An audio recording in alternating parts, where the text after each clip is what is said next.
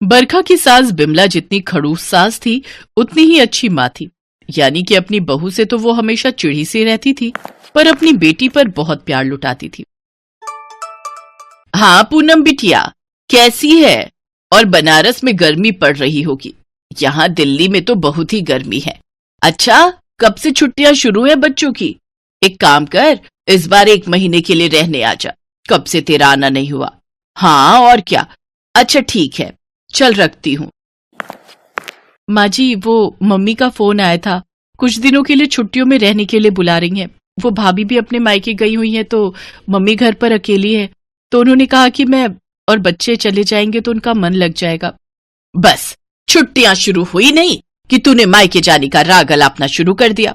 अरे तुझे पता है ना, पूनम बच्चों के साथ छुट्टियों में रहने आने वाली है। अब मैं अकेले तो सारा काम करूंगी नहीं, और पूनम कोई नौकरानी तो है नहीं, इस घर की बेटी है, उसे घर के कामों में लगाने के लिए नहीं बुला रही हूं। तू तो बड़ी चालाक है, ननद के बहाने छुट्टियों में अपने मायके में आराम करने जाना चाहती है, ताकि पूनम यहाँ का सारा काम समेट ले। हरीश ऑफिस जाता है, तेरे ससुर जी दुकान जाते हैं, पता है ना, सुबह नाश्ता और रोटी पैक करना होता है। ना भाई ना, मैं तुझे ना जाने दूंगी, आखिर में देखूंगी 1 दिन के लिए जाना हो तो हो आना। पर माँ जी, आखिरी की छुट्टियों में बच्चों की ट्यूशन शुरू हो जाएगी, इसलिए मेरा जाना नहीं हो पाएगा। बिमला ने बरखा की बात पर ध्यान नहीं दिया। अरे बिमला, ये एसी की सर्विस करने वाला आ गया है। बरखा, ओ बरखा, अपने कमरे का दरवाजा खोल दे, तेरे कमरे का एसी सर्विस होगा। पूनम और बच्चे कल सुबह दिल्ली पहुंच जाएंगे, तुम बाहर ड्राइंग रूम में अपना बिस्तर रख लो, यहीं कुछ दिन जमीन पर सोने का प्रबंध कर लेना। बिमला, मैं सोच रहा था एक एसी और ले लेते हैं, यहाँ ड्राइंग रूम में पंखे की गर्मी में भला, और कूलर भी पुराना। चुप रहो जी, इतना बिजली का बिल कौन भरेगा? घर में 2-2 एसी चलेंगे तो हैं? कुछ दिनों के लिए तो लड़की आ रही है, तुम उस पर भी नजर लगा दो। अरे कुछ दिन यहाँ के ड्राइंग रूम का कूलर चला लेंगे बच्चे, मैं जानती हूँ हरीश इस बात को समझ जाएगा, फालतू खर्चे कम करा कर।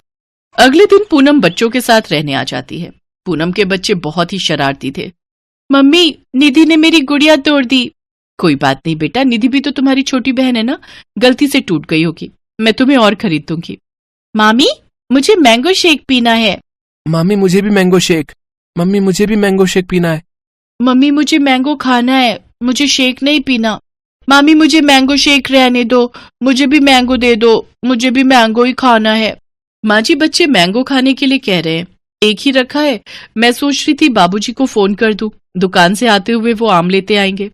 एक तो रखा है ना, बंटी को आधे का मैंगो शेक बना दे और आधा निधि को खाने के लिए दे दे, पारुल और पीयूष बाद में खाते रहेंगे।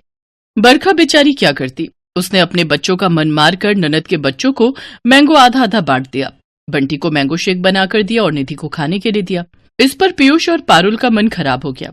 तब बरखा ने उन्हें समझाया, बच्चों कोई बात नहीं, शाम को दादाजी आएंगे तो मैं तुम्हें और मैंगो मंगा दूंगी। अब हम बुआ के घर जाते हैं तो वो भी हमें कितना कुछ खिलाती है ना, ऐसे ही मैंने बंटी और निधि को आम दे दिया, ठीक है?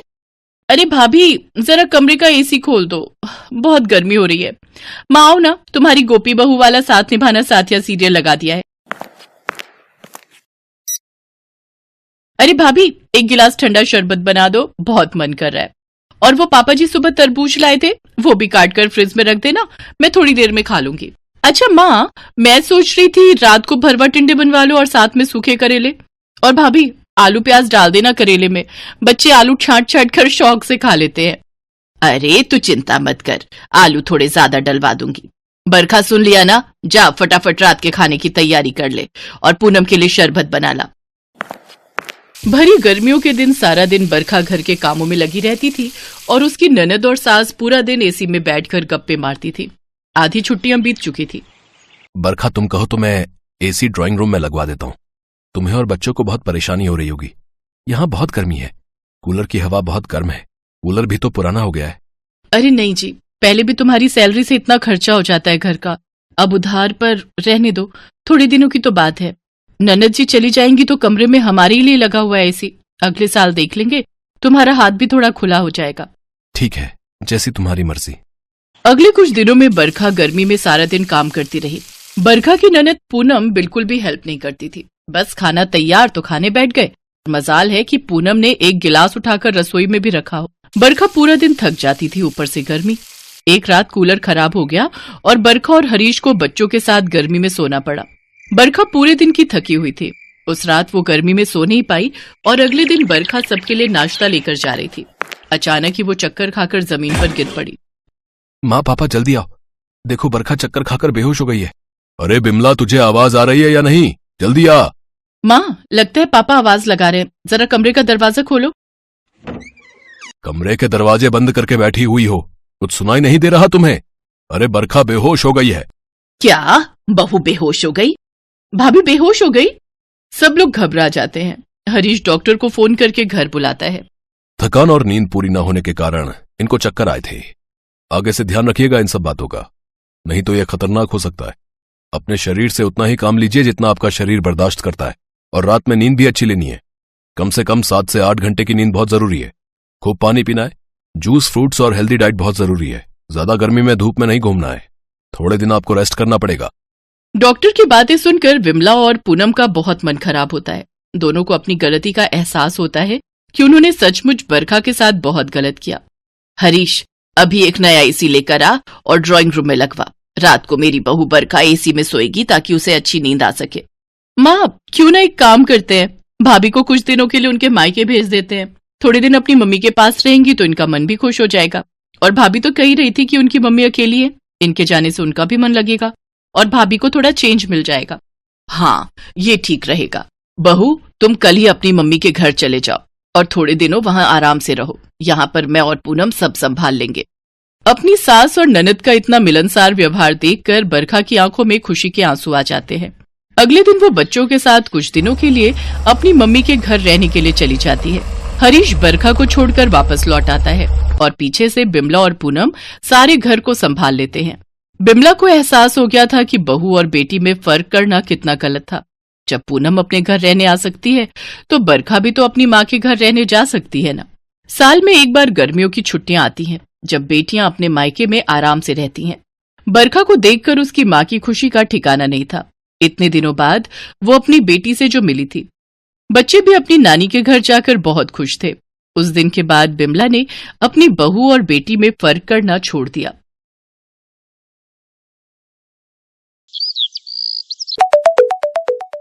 अरे तू चिंता मत कर, शाम को दामाद जी से कहना ऑफिस जाते समय यहाँ होते जाएंगे। मैं कढ़ी चावल बनाकर रखूंगी, तू रात में कुछ मत बनाना। तेरा कढ़ी चावल खाने का मन है तो आज तू माँ के हाथों की कढ़ी चावल ही खाना, ठीक है? सुनो जी, रवि के पापा, जरा जाओ तो जाकर बाजार से 2 किलो खट्टा मट्ठा या फिर वो ना मिले तो दही ले आओ। प्रेरणा के घर शाम को कढ़ी चावल बनाकर भेजने हैं। दामाद जी आएंगे तो ले जाएंगे। राजरानी, कभी कभी उपासना बहू की पसंद का भी कुछ बना लिया करो। ये मत भूलो, बेटी के साथ साथ तुम्हारी बहू भी गर्भवती है। कल उपासना बहू ने भरवा बैगन तुमसे पूछा था बनाने के लिए, तो तुमने बोल दिया कि कोई और सब्जी बना लो, तुम्हें भरवा बैगन नहीं पसंद। बस बस, बहुत हो गई बहू की तरफदारी। मुझे पता है बहुओं को कितनी छूट देनी चाहिए और कितनी नहीं।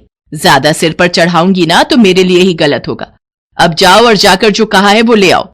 कढ़ी चावल बनाने में बहुत समय लगता है, अभी शुरू करूंगी तब जाकर दामाद जी के आने तक बना पाऊंगी। तुम्हें समझाना बेकार है, वक्त ही तुम्हें समझाएगा। उपासना की सास राजरानी को समझाना सचमुच किसी के बस की बात नहीं थी। राजरानी की बहू उपासना के साथ साथ उसकी बेटी प्रेरणा भी मां बनने वाली थी। बहू और बेटी दोनों गर्भवती थी, पर राजरानी अपनी बहू उपासना की तरफ बिल्कुल भी ध्यान नहीं देती थी। उसे तो बस अपनी बेटी की सारी इच्छाएं पूरी करनी होती थी। इसी बात को लेकर उपासना का मन हमेशा दुखी रहता था। वो बहुत ही सीधी साधी एक साधारण परिवार से आई हुई थी। उसने कभी बड़ों के आगे जवाब देना नहीं सीखा था। इसी बात का फायदा राजरानी उठा रही थी। एक दिन राजरानी बाजार से आई तो उसके हाथ में ढेर सारा सामान था। उपासना बहू, जरा 1 गिलास ठंडा पानी लेकर आ, आज तो मैं बहुत थक गई। ये लीजिए माँ जी, आपने बहुत समय लगा दिया बाजार में। मुझे तो चिंता हो रही थी, आपका मोबाइल भी स्विच ऑफ आ रहा था। मैंने कई बार फोन मिलाया। मेरी चिंता मत करा कर, अब बेटी माँ बनने वाली है तो मुझे तो 100 काम है।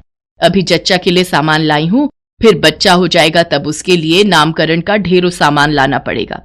अब तो काम ही काम है, तो बाजार आना जाना लगा ही रहेगा। क्या बना रही है रात को खाने में?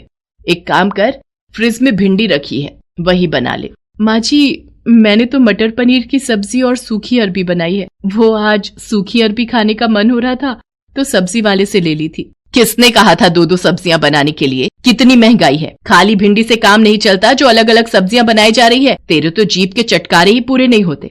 आज बना ली, अब कल से जो मैं कहूंगी वही बनेगा। पता नहीं आजकल की बहुएं अपनी मनमानी क्यों करती हैं। उपासना की आंखों में आंसू आ जाते हैं और वो रोती हुए अपने कमरे में चली जाती है। ये गुड़, बादाम, काजू, किशमिश और ये देसी घी डिब्बों में बंद करके छुपा देती हूँ। कल प्रेरणा रहने आने ही वाली है, उसका 9वां महीना लग जाएगा। उसे रोजाना आटे का देसी घी और ड्राई फ्रूट डालकर हलवा बनाकर खिलाऊंगी। कुछ ही दिनों में आसानी से बच्चा हो जाएगा। दरजानी को फोन कर देती हूँ, उससे मैंने कुछ लंगोट और गद्दियां जो सिलवाई हैं वो पूछ लेती हूँ। सिल गई होंगी तो प्रेरणा के बैग में संभाल कर रख दूंगी। अचानक हॉस्पिटल भागना पड़ेगा तो कुछ नजर नहीं आएगा। उपासना की सास ने एक बार भी उससे मीठे मुंह बात नहीं की थी। उपासना को किसी भी चीज की जरूरत होती तो वो अपनी सास से नहीं कह पाती थी, क्योंकि उसे पता था अगर वो अपनी सास से कुछ कहेगी तो उसे उल्टा ही सुनना पड़ेगा। उपासना अपने मायके भी रहने नहीं जा सकती थी, क्योंकि उसका मायका दूसरे शहर में था और इस हालत में वो सफर नहीं कर सकती थी। इसलिए वो फोन पर ही अपने माँ पापा से बात कर लिया करती थी, पर वो कभी भी अपना दुख अपने माँ बाप को नहीं कहती थी। वो फोन पर हमेशा हंसती रहती थी। अगले दिन प्रेरणा मायके रहने आ जाती है और राजरानी अपनी बेटी की सेवा में लग जाती है। माँ, मुझे और नहीं खाना, मेरा पेट फुल हो गया है। अरे कहाँ कुछ खाया है? अच्छा, ये संतरे अनार का जूस पी ले। बच्चे के टाइम में जच्चा को खून की कमी हो जाती है, इसलिए इस कमी को पूरा करने के लिए जूस फल लिया कर। आओ ना उपासना भाभी, आप भी मेरे साथ जूस पियो। तुम पियो प्रेरणा, मैंने बिल्कुल अभी चाय पी है। अरे तू पी लेना, थोड़ा सा ही जूस है, वो भी तुझसे नहीं पिया जा रहा। उपासना सारा दिन खाती पीती रहती है, उसकी चिंता मत करा कर, तू अपनी चिंता कर। माँ, रवि भैया कब तक आएंगे? मुझे उनके साथ लूडो खेलना है। आपको याद है हम बचपन में कितना लूडो खेला करते थे और मैं हमेशा जीत। प्रेरणा, अब तुम्हारी उपासना भाभी मुझे हरा देती है। पता नहीं मैं तुम दोनों से लूडो में बिल्कुल नहीं जीत पाता। अरे आप आ गए भैया, कैसे हो? मैं तो बिल्कुल ठीक हूँ। और तू सुना, तू कैसी है? मैं बस फ्रेश हो जाऊं, फिर हम लूडो की एक एक बाजी खेलेंगे। उपासना, तुम भी फटाफट काम निपटा लो, हम तीनों मिलकर बैठेंगे। उपासना अभी लूडो वगैरह नहीं खेल सकती, तुम दोनों भाई बहन खेलो। मुझे प्रेरणा के कपड़े अलमारी में लगाने हैं तो उपासना मेरी मदद करेगी। राजरानी उपासना से काम करवाने का कोई न कोई बहाना ढूंढ ही लेती थी। उसे तो बस यही चिंता रहती थी कि उसकी गर्भवती बेटी खुश रहे। गर्भवती बहू से उसे कोई मतलब नहीं था। ऐसे ही कुछ दिन बीत जाते हैं। राजरानी प्रेरणा का बहुत ख्याल रखती थी। प्रेरणा और उपासना दोनों की डिलीवरी का समय नजदीक ही था। कब बच्चा हो जाए किसी को नहीं पता। एक दिन घर पर कोई नहीं था, रवि ऑफिस में था। उपासना की सास राजरानी और ससुर ज्ञानचंद भी किसी जरूरी काम से बैंक गए हुए थे। अचानक पीछे से प्रेरणा को लेबर पेन शुरू हो जाता है। भाभी, भाभी मुझे बहुत तेज दर्द हो रहा है। लगता है मेरे लेबर पेन शुरू हो गए हैं। हे भगवान, अब मैं क्या करूं? मुझे ही प्रेरणा को हॉस्पिटल ले जाना होगा। प्रेरणा, तुम चिंता मत करो, मैं रोड से किसी ऑटो वाले को बुलाकर लाती हूँ। प्रेरणा खुद इस हालत में नहीं थी कि तेजी से चल सके, पर वो हिम्मत करके किसी तरह ऑटो वाले को रोकती है और प्रेरणा को ऑटो में हॉस्पिटल लेकर जाती है। घबराहट से उपासना की खुद की तबीयत बिगड़ जाती है। डॉक्टर मेरी ननद की हालत। ओके, मैं नहीं चेक कर लेती हूँ, आप अपने आप को संभालिए। सिस्टर, पेशेंट को लेबर रूम में एडमिट कीजिए। उपासना की हालत बहुत खराब थी। वो रवि को फोन करती है। इतनी देर में राजरानी और ज्ञानचंद भी हॉस्पिटल आ जाते हैं। बधाई हो, पेशेंट की बेटी हुई है, जच्चा और बच्चा दोनों ठीक है। क्या मेरी नाती हुई है? मैं नानी बन गई। सिस्टर, मेरी वाइफ उपासना जो मेरी बहन को लेकर आई थी वो कहाँ है? देखिए, उनकी हालत बहुत खराब है। उनका ब्लड प्रेशर बढ़ गया है, जिस कारण हमें उनका ऑपरेशन करना होगा। डॉक्टर बस ऑपरेशन रूम में जा ही रही हैं। डॉक्टर, हमारी बहू कैसी है? वो ठीक तो है ना? देखिए, हमें जल्दी ही ऑपरेशन करना होगा। टेंशन की वजह से उनका बीपी बढ़ गया था, जिस कारण नॉर्मल डिलीवरी करना उनकी जान के लिए खतरनाक होगा, इसलिए हम उनका ऑपरेशन करेंगे। प्रेरणा को होश आ जाता है और वो राजरानी को सारी बात बताती है कि किस तरह से उपासना ने उसे हॉस्पिटल में एडमिट करवाया। राजरानी को अपने किए पर बहुत पछतावा होता है और वो अपनी बहू उपासना के लिए हॉस्पिटल में बनी भगवान गणेश की मूर्ति के सामने प्रार्थना करती है। उसकी आंखें आंसुओं से भरी हुई थी। इतनी देर में सिस्टर दौड़ती हुई आती है और बताती है कि उपासना के बेटा पैदा हुआ है, जिसे सुनकर सब लोग बहुत खुश होते हैं। कुछ घंटों बाद उपासना को होश आता है और उसे रूम में लाते हैं। राजरानी उपासना से माफी मांगती है। मुझे माफ कर दे उपासना बहू, मैंने तेरे साथ अच्छा व्यवहार नहीं किया, पर तूने फिर भी एक बहू और भाभी होने का पूरा फर्ज निभाया। माँ जी, मुझे आपका प्यार मिल गया। आपका प्यार मेरे लिए अनमोल है और आप सबकी सेवा करना तो मेरा धर्म है। जीती रह मेरी बच्ची। उस दिन के बाद राजरानी अपनी बहू और अपनी बेटी दोनों को बराबर का प्यार और दर्जा देने लगी।